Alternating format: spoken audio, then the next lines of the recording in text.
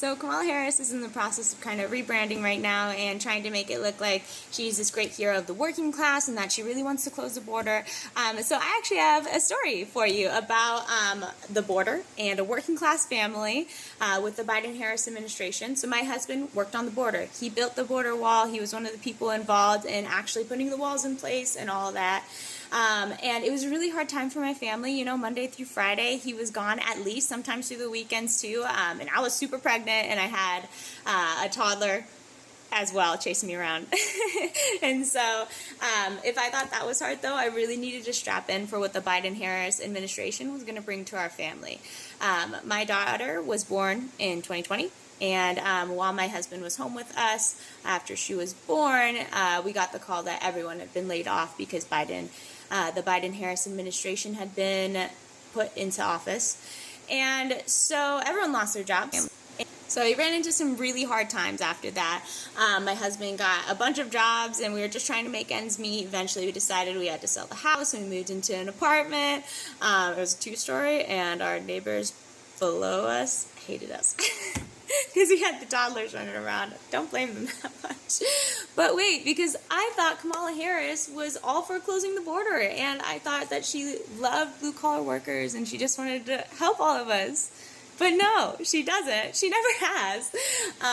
Joe Biden gave her authority over the border. She did not close it. She never even visited it. And in fact, the Joe Biden administration went back and tore down parts of the border that were already in place. That is infuriating. It is insane. That is a waste of your tax dollars. Those walls were not cheap, and I mean that was a lot of work and a lot of sacrifice for a lot of people.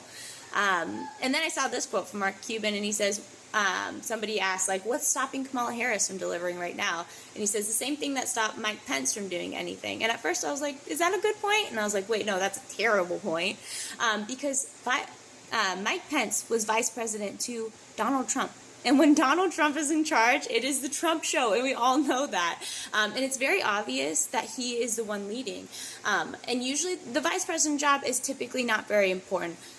The same can be not be said about the Biden-Harris administration, right? Because we know that Joe Biden is not all there right now. They had to pull him out of the race because of that. And so the same cannot be said when referring to Kamala Harris. This is what Joe Biden said about Kamala Harris. He said regarding what he would do if he disagreed with Vice President Kamala Harris, the U.S. President Joe Biden said, like I said to Barack, if I reach something where there's a fundamental disagreement we have on a basic moral principle, I'll develop some disease and say I have to resign. Wow. So she has a bunch of political power, and even if you want to make the argument that she's an empty vessel and really it's the deep state, okay, I would agree with that too. Either way, how have you been doing for these past 4 years?